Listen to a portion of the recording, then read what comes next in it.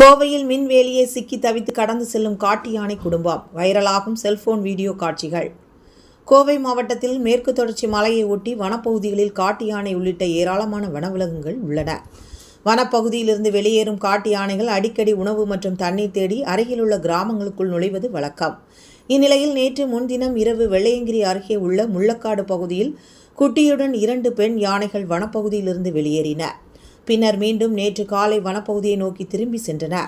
அப்போது முள்ளக்காடு பகுதியில் காட்டு யானைகள் வந்தபோது அப்பகுதியிலிருந்து மின்வேலி யானைகளை வழிமறித்தது. இதனால் சிறிது நேரம் காட்டு யானைகள் தாண்டி செல்ல முடியாமல் தவித்தன. பின்னர் சமயோதித விதமாக ஒரு பெண் யானை மின்வேலியின் கம்பிக்கு அடியில் புகுந்து வெளியேற உடன் வந்த குட்டி யானையும் வெளியேறியது. மற்றொரு யானையால் அந்த வழியாக வெளியேற முடியாததால் மின்வேலியை கம்பியை தாண்டியபடி வெளியேறியது. இதனை அப்பகுதியில் இருந்தவர்கள் செல்போனில் பதிவு செய்த இந்த காட்சிகள் சமூக வலைதளங்களில் வைரலாகி வருகிறது.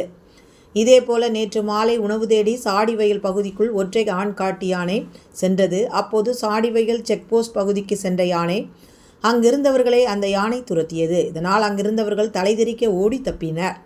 அந்த யானை அப்பகுதியில் நிறுத்தி வைக்கப்பட்டிருந்த ஒரு வாகனத்தை தும்பிக்கையால் அழுத்தி தள்ள பார்த்தது. இதை அடுத்து விரைந்து செயல்பட்ட வனத்துறையினர் போராடி அந்த யானையை வனப்பகுதிக்குள் விரட்டினர். இதன் காரணமாக அப்பகுதியில் பரபரப்பு ஏற்பட்டது.